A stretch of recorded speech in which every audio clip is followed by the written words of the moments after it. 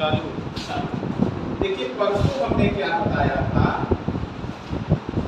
परसों हमने बताया था इस्लाम धर्म की उत्पत्ति। परसों जो हमने बताया था इस्लाम धर्म की उत्पत्ति कैसे हुई, है ना। मेरा कैसे हुई,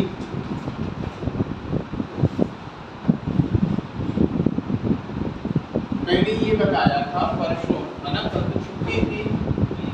जैसे मोहम्मद साहब का जो जन्म है वो 570 ईस्वी में हुआ है। कहाँ हुआ है? अरब में, मक्का।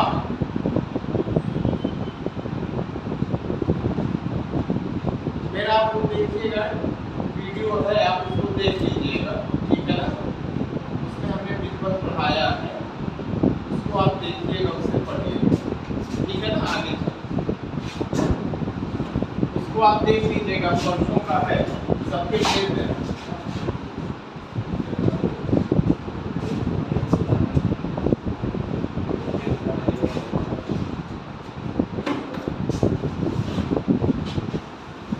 जैसे मैंने जो फिगर बनाई थी कि जब यदि आज पाल वंश, गुर्जर प्रतिहार वंश और राष्ट्रकूट वंश मैं आपको लिखवाऊंगा, है ना जी सर। यही तीन चीज मैं आपको आज लिखवाऊंगा। जैसे बताया था मैंने कि जब हर्षवर्धन की मृत्यु हो गई तो कन्नौज पर तीन शक्तियों ने भारत पे आक्रमण किया। जो बंगाल में एक था पाल वंश, ठीक, इसकी स्थापना गोपाल ने की। किसने की थी? गोपाल। और यह बौद्ध धर्म के उपासक थे।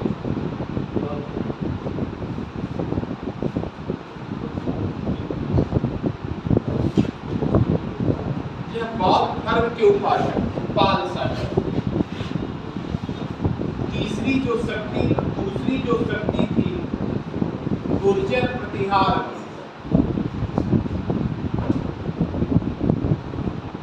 इनकी राजधानी मुंगेर थी।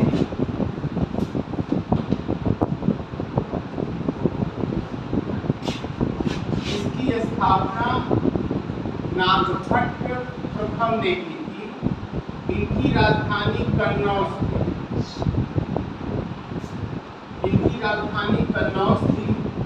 सर्वाधिक समय तक ये शासन किए हैं।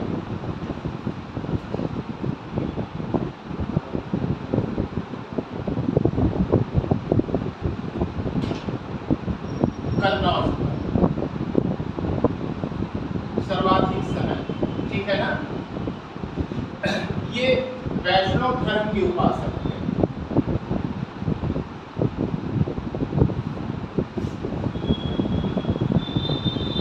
ठीक है ना। जो तीसरी शक्ति थी वो दक्षिण भारत में राष्ट्रकूट वंश थी। इसकी स्थापना दंती दुर्ग ने की। किसने की थी? इनकी राजधानी थी मानेकशेर। और ये जैन धर्म के उपासक।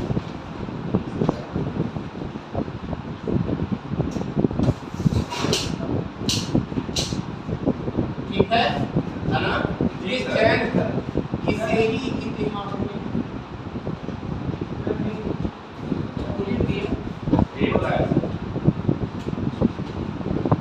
ही इतिहास में त्रिपक्षीय संघर्ष के नाम से जाना। त्रिपक्षीय संघर्ष के नाम से जाना जाता है।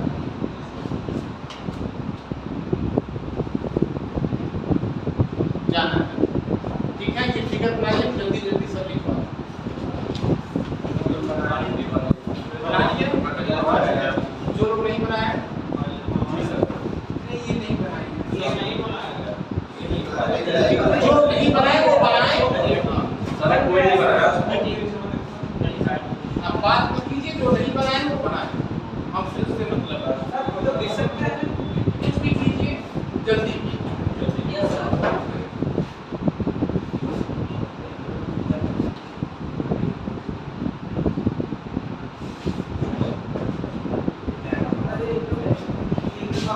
जब रिकॉर्डिंग शुरू लाइव क्लास से पूरा वहाँ ध्यान भी दो। मिल रहा है पास कर। सर और शिक्षा हम कुछ नहीं दे सकते ये समस्या करेगा ना है।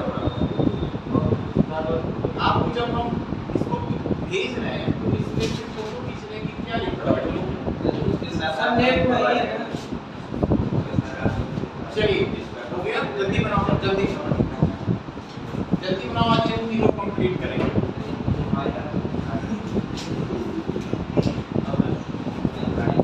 हो गया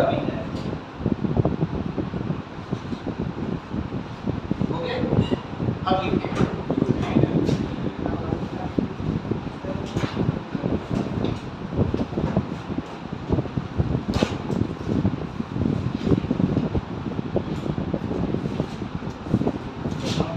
हर्षवर्धन की मृत्यु के बाद कन्नौज का सूर्य अस्त हो गया। हर्षवर्धन की मृत्यु के बाद कन्नौज का सूर्य अस्त हो गया।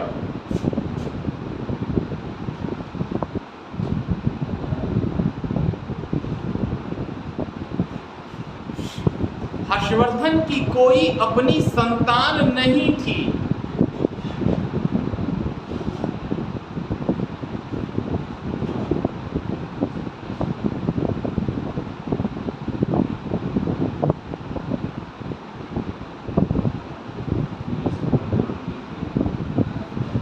कन्नौज पर अपना अधिकार जमाने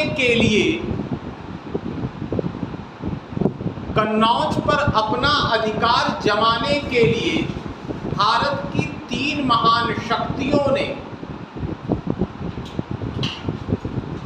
आपसी संघर्ष किया।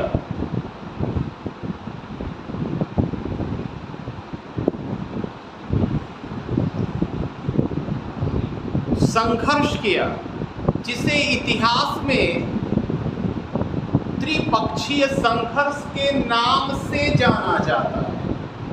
जिसे इतिहास में त्रिपक्षीय संघर्ष के नाम से जाना जाता है।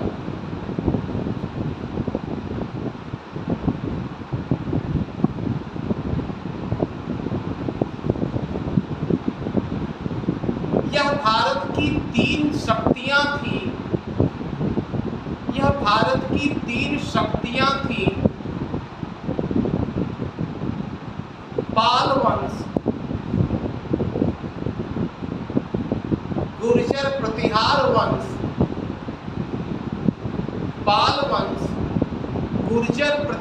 वंश, और राष्ट्रकूट वंश। पाल वंश, गुर्जर प्रतिहार वंश और राष्ट्रकूट वंश।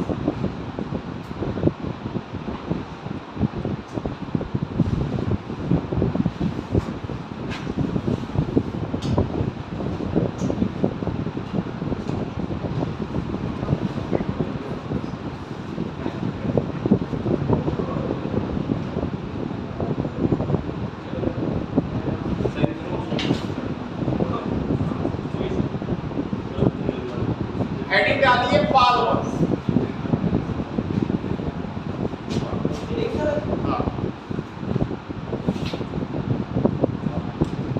पाल वंश की स्थापना गोपाल नामक व्यक्ति ने की थी।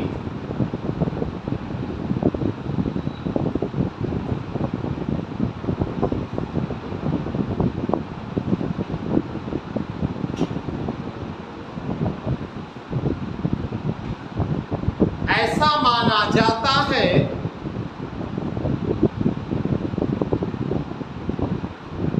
जब बंगाल में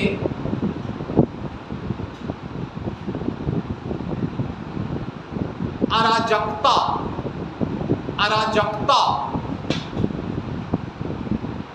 का माहौल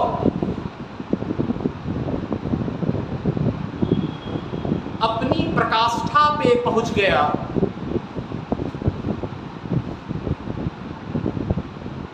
तब वहां की स्थानीय जनता ने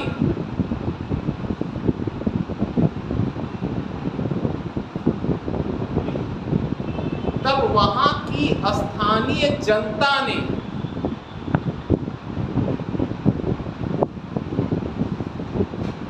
वहां के गोपाल नामक व्यक्ति को राज सिंहासन पर बैठाया।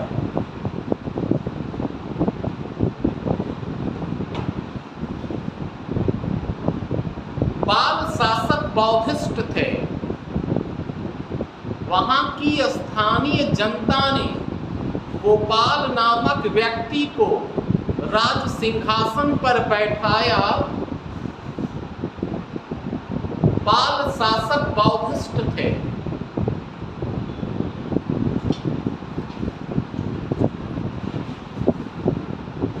गोपाल ने ओदंतपुरी विश्वविद्यालय की स्थापना की थी।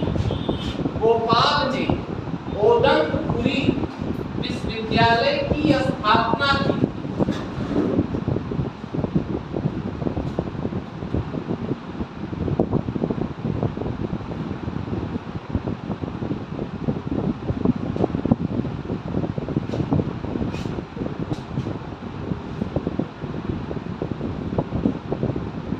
इसका उत्तराधिकारी धर्मपाल था।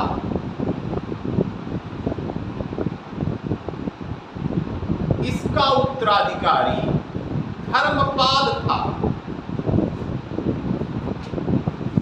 गुजराती शासक गुजराती यात्री गुजराती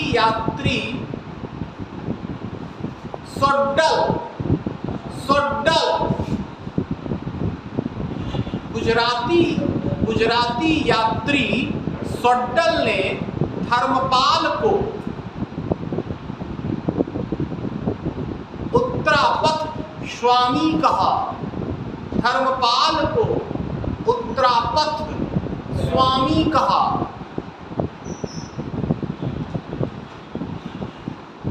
धर्मपाल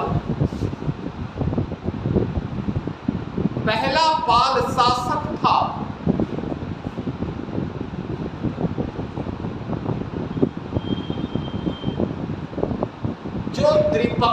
जो कन्नौज के त्रिपक्षीय संघर्ष में कूद गया। जो कन्नौज के त्रिपक्षीय संघर्ष में कूद गया।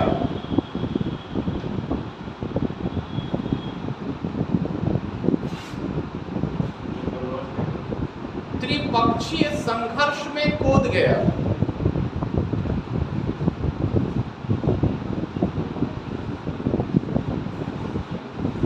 धर्मपाल ने विक्रमशिला विश्वविद्यालय की स्थापना की थी। धर्मपाल ने विक्रमशिला विश्वविद्यालय की स्थापना की थी।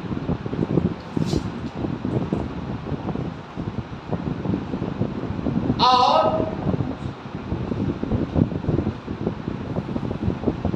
सोम विहार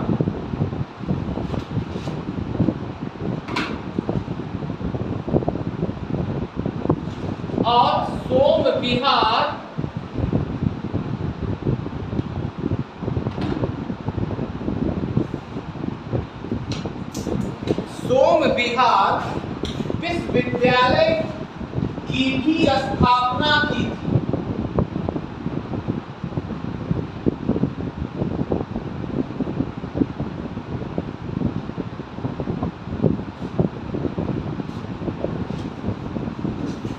धर्मपाल का उत्तराधिकारी देवपाल था। धर्मपाल का उत्तराधिकारी देवपाल था।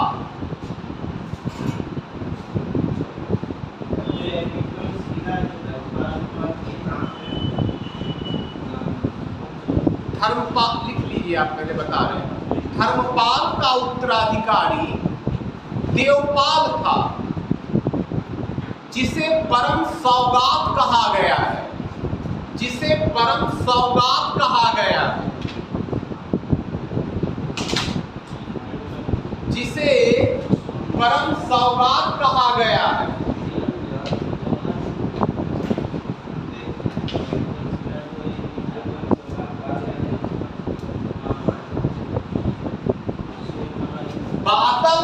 स्तंभ, बादल स्तंभ, बादल स्तंभ, लेख पर उत्कीर्ण, बादल स्तंभ, लेख पर उत्कीर्ण, लेख पर उत्कीर्ण। एक लेख में, एक लेख में, एक लेख में यह कहा गया है, एक लेख में यह कहा गया है कि देवपाल ने, कि देवपाल ने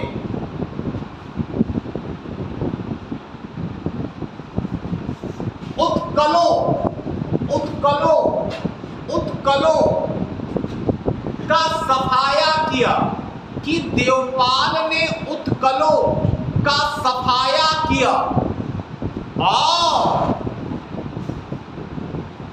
हूड़ों, हूड़ों, हूड़ों के घमंडों को चकनाचूर किया, हूड़ों के घमंडों को चकनाचूर किया।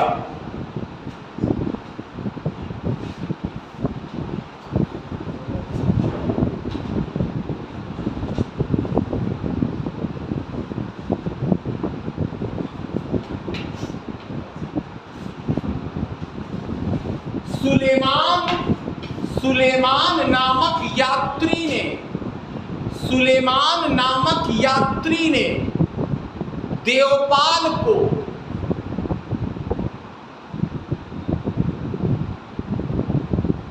रुहमा, रुहमा कहा, रुहमा, रुहमा, रुहमा कहा और पालवंश का सर्वशक्तिमान शासक कहा और पालवंश का सर्वशक्तिमान शासक कहा।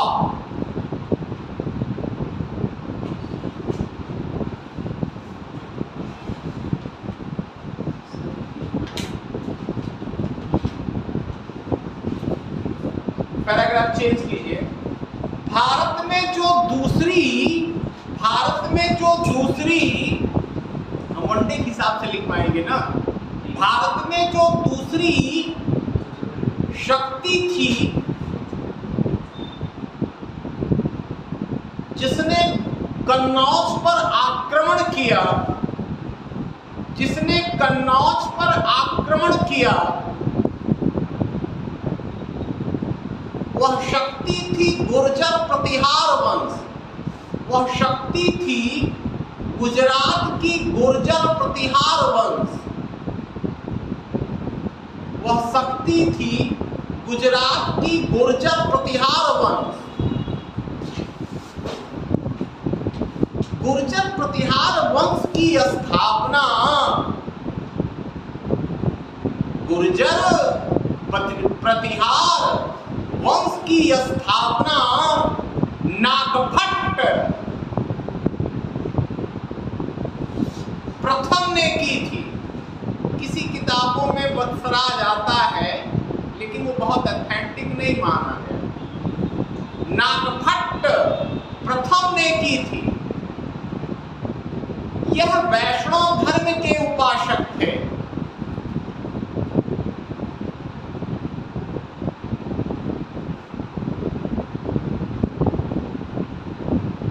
इनकी राजधानी कन्नौज थी, इनकी राजधानी कन्नौज थी।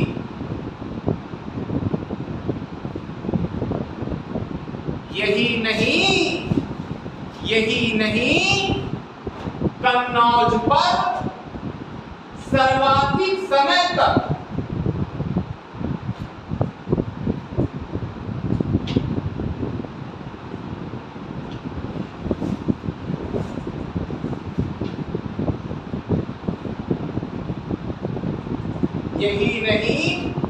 कन्नौज पर सर्वाधिक समय तक गुर्जर प्रतिहार वंशों ने शासन किया।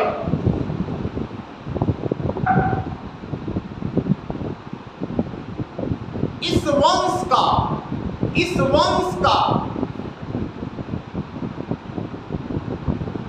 सर्वाधिक प्रतापी शासक, इस वंश का सर्वाधिक प्रतापी शासक मिहिर भोज था। मिहिर भोज इस वंश का सबसे प्रतापी शासक मिहिर भोज था। मिहिर भोज जो श्री विष्णु का अनंत भक्त था, जो श्री विष्णु जी का अनंत भक्त था। इसने आदि वराह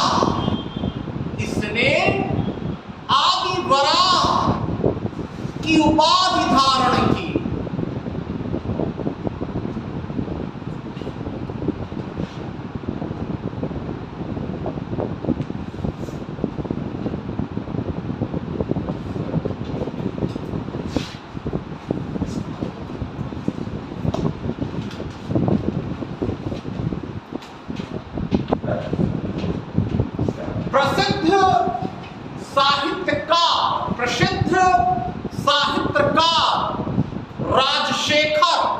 प्रसिद्ध साहित्यकार राजशेखर महिपाल के दरबार में रहते थे। ये गुर्जर प्रतिहार वंश का शासक था। प्रसिद्ध साहित्यकार राजशेखर महिपाल के दरबार में रहते थे, जिनकी रचना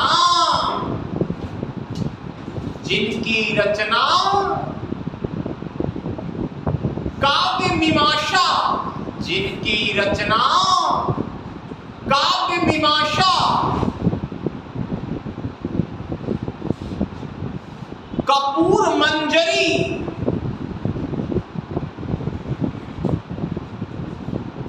जिनकी रचना काव्य मीमांसा कपूर मंजरी थी।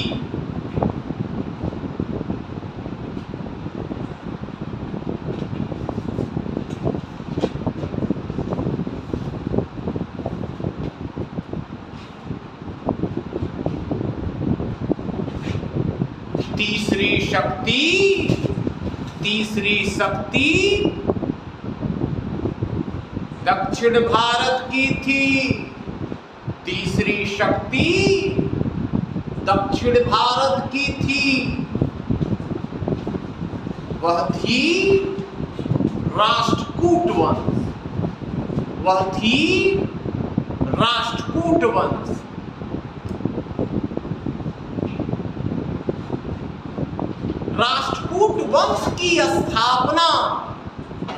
राष्ट्रकूट वंश की स्थापना दक्षिण भारत में दंती दुर्ग नामक व्यक्ति ने की थी। राष्ट्रकूट वंश की स्थापना दंती दुर्ग नामक व्यक्ति ने की थी।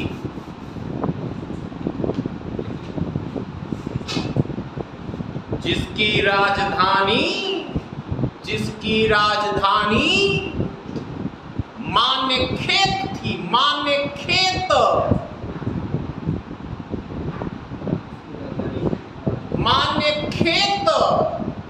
थी। राष्ट्रकूट शासक जैन धर्म के उपासक थे। राष्ट्रकूट शासक जैन धर्म के उपासक थे।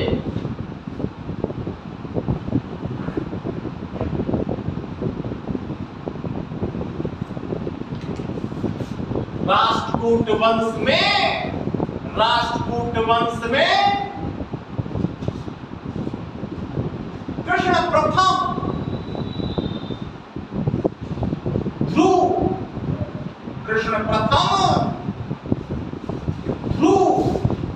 कृष्ण प्रथम ध्रुव अमोघ वर्ष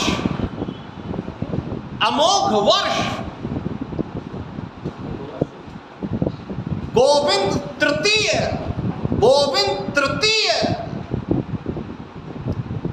इंद्र द्वितीय जैसे शासक हुए, जैसे शासक हुए। राष्ट्रकूट वंश में ध्रुव, गोविंद तृतीय, अमोघ वर्ष, यही वजह से इंद्र तृतीय, अरे गोविंद तृतीय, इंद्र द्वितीय जैसे शासक हुए।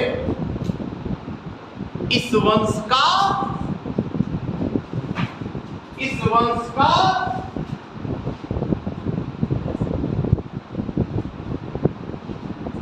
सबसे प्रतापी शासक ध्रुव प्रथम था। ध्रुव प्रथम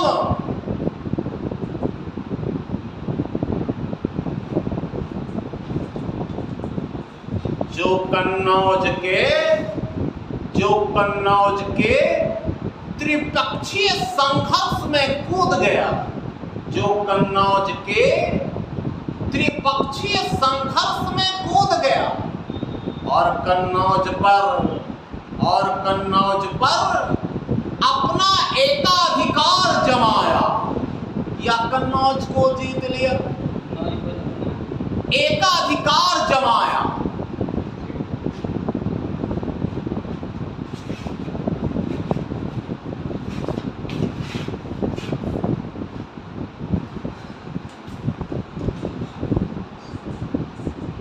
इसने गुर्जर प्रतिहार शासक वत्सराज, इसने गुर्जर प्रतिहार शासक वत्सराज और धर्मपाल को पराजित किया। इसने गुर्जर शासक वत्सराज और धर्मपाल को पराजित किया।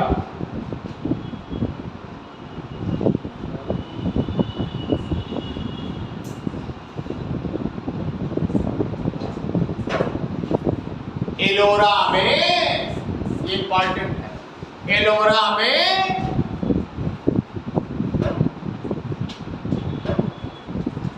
कृष्ण मंदिर का निर्माण, एलोरा में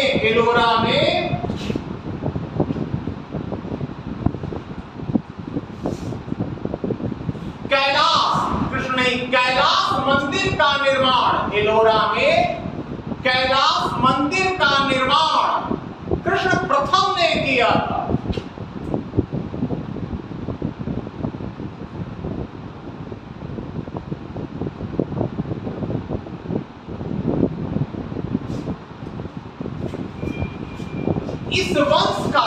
इस वंश का एक अन्य शासक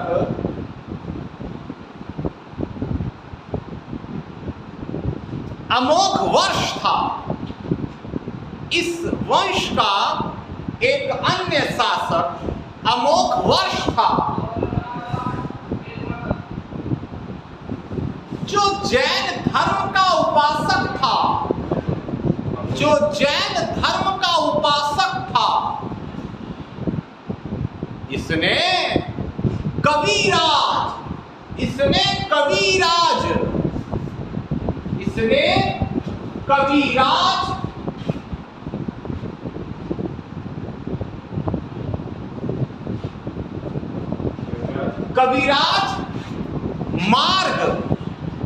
कविराज मार्ग नामक पुस्तक की रचना की, जो कन्नड़ भाषा में थी। इसने कविराज मार्ग नामक पुस्तक की रचना की, जो कन्नड़ भाषा में थी।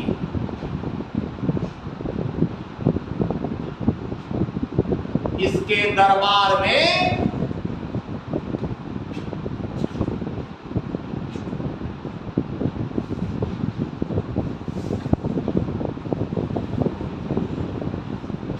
जिनसेन रहते थे, जिनसेन।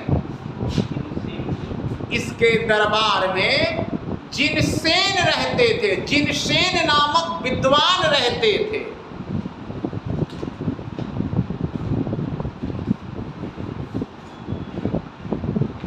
आगे की लाइन लिखिएगा मत, सुन लीजिए।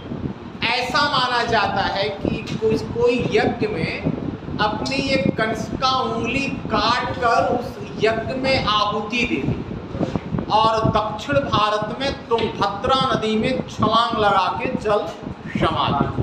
ऐसा माना जाता है। कोई यज्ञ हो रहा था जिसमें इसने कनिष्का उंगली काट के चढ़ा दी, आहुति देगा, और दक्षिण भारत में तुंगभद्रा नदी में जल क्षमा दी। कौन? अमोघ वर्ष। कौन? अमोघ वर्ष।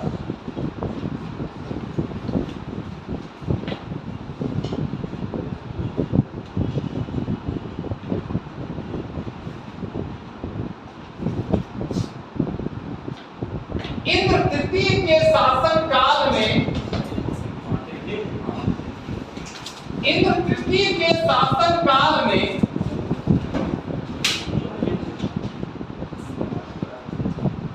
अरबी निवासी अल-मशूदी आया था। अरबी निवासी अल-मशूदी आया था।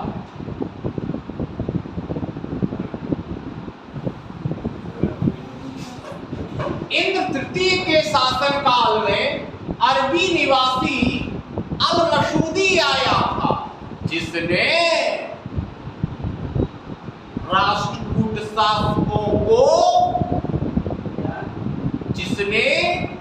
राष्ट्रकूट शासकों को दक्षिण भारत का सर्वश्रेष्ठ शासक कहा, जिसने राष्ट्रकूट शासकों को दक्षिण भारत का सर्वश्रेष्ठ शासक कहा। यही नहीं, राष्ट्रकूट शासक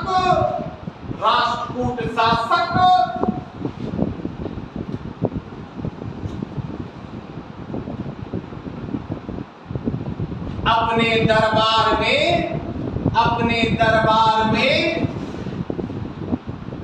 अपने साम्राज्य में मुसलमानों को संरक्षण प्रदान किया।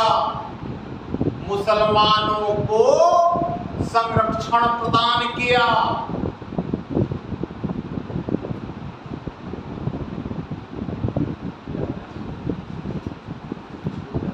बहुत बड़ा है ये तीनों, लेकिन मेल में जहां से प्रश्न आए हैं बन रहे हैं। तो ये था आपका, देखिए भैया, यह वह दौर है जब हम आपस में लड़ेंगे तो निश्चित रूप से इसका फायदा पड़ोसी उठाएंगे। मैं आपसे बताऊं कि हम गुलाम क्यों बने, हम 200 वर्षों तक गुलाम क्यों बने? क्योंकि मेरे देश में एकता का अभाव। सही।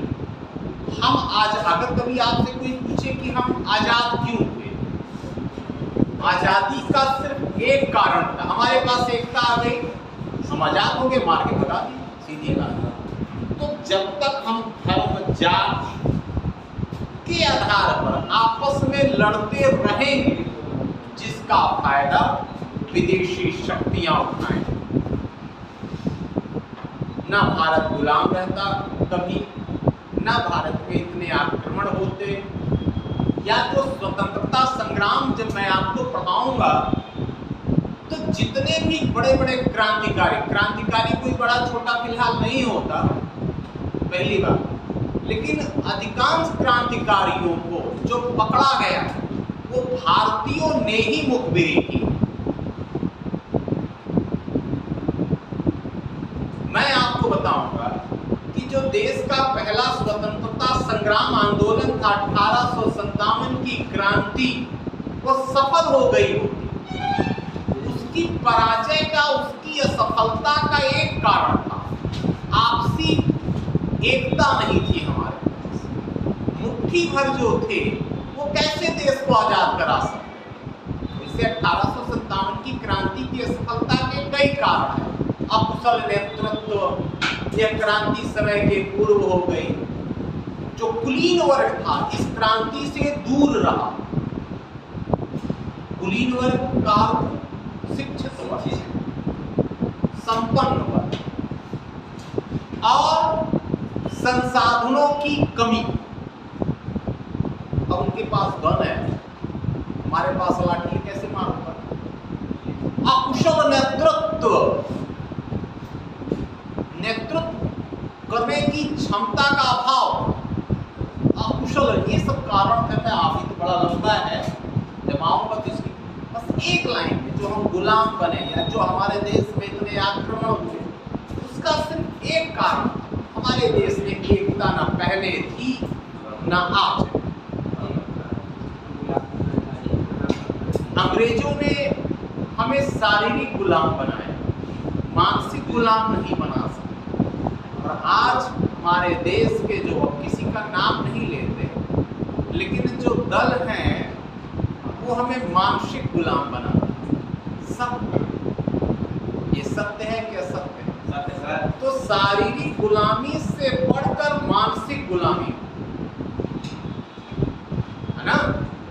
तो अब हम इसके बाद आपको आगे ले चलेंगे और आगे जो है वह है आपका, आगे जो है आपका वही इस्लाम धर्म है, फिर महमूद गजनवी है, फिर मोहम्मद गौरी है, और फिर 1206 से 1526 दिल्ली सल्तनत।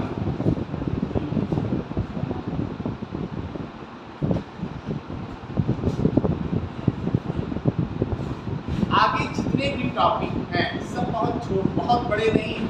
अब दिल्ली महमूद गजनवी बहुत छोटा है, गौरी तो बहुत उससे भी ज़्यादा छोटा है, कुतुबुद्दीन ऐबक बहुत बड़ा। दिल्ली सल्तनत में खिलजी वंश में तो एक ही है, अलाउद्दीन खिलजी, वही मेन है। तुगलक वंश बड़ा, तुगलक, और सब छोटे छोटे का, सीधा सीधा, कहीं कोई समस्या नहीं, कहीं कोई समस्या। जो तुगलक वंश है वो थोड़ा सा ब्रॉड है और अलाउद्दीन खिलजी थोड़ा सा ब्रॉड है ना। और सब छोटा छोटा है, चाहे लोदी वंश हो, चाहे सैयद वंश तो बहुत छोटा है, चाहे वह आपका बलबन हो जना, चाहे गुलाम वंश हो, इल्तुतमिश हो, चाहे कुछ भी, सब छोटे छोटे टॉपिक। बहुत बड़े, रजिया भी बहुत छोटा ही है। और चोल पांड्य, हाँ बलबनी, चालुक्य, ये सब दक्षिण भारत का एक जगह होना है। जब दक्षिण भारत का इतिहास पढ़ाएंगे संगम का, तो साउथ का इतिहास एक जगह सब है ना। ये नहीं कि आज चालुक्य पढ़ाया, फिर वाकटक नरेश, कल्याणी के चालुक्य, बेटी के चालुक्य, या पांड्य राज, या चेर वंश, या चोल तो सबसे बड़ा है, सबसे ज्यादा प्रश्न चोल से आते हैं, है ना। तो वो सब हम साउथ का, या विजयनगर साम्राज्य भी साउथ में ही है। विजयनगर साम्राज्य की स्थापना 1336 में हरिहर तथा हुक्का नामक 2 ब्राह्मण भाइयों ने की थी दक्षिण भारत में, है ना। मोहम्मद बिन तुगलक के शासन काल में 1347 में अलाउद्दीन हसन गंगू नामक व्यक्ति ने, हिंदू से मुसलमान बना व्यक्ति ने, अलाउद्दीन हसन ने दक्षिण भारत में बर्मनी साम्राज्य की स्थापना। तो ये जितने भी हैं साउथ के, वो सब हम पढ़ाएंगे आपको एक जगह, साउथ का इतिहास एक जगह। साउथ भी आसान है, कहीं कठिन नहीं, थोड़ा सा उसकी भाषा जो थोड़ी सी कठिन है भाषा, साउथ भी आसान है ना। अभी सीधे सीधे उत्तर भारत की तरफ हम चलेंगे, और आपको मैंने बताया है कि प्राचीन इतिहास से 3-3.5 घंटे की क्लास हम लेंगे, कुछ वहाँ के बारे में हम तथ्य लिखवाना चाहते हैं, है ना। और वो तथ्य जैसा आपने बताया था कि सर 3-4 दिन के बाद सब लोग आना शुरू कर देंगे, अभी एग्जाम था आप लोग का, तो उसके बाद ही हम सोच रहे हैं उसको लिखवाएं, या हम लिखवा देंगे तो उसके बाद आपको हम एक दिन समझा देंगे, ठीक है ना। वह समस्या नहीं, वह समस्या नहीं। आज बताइए जितना हम पढ़ाए समझ में आया सबको? बोलो।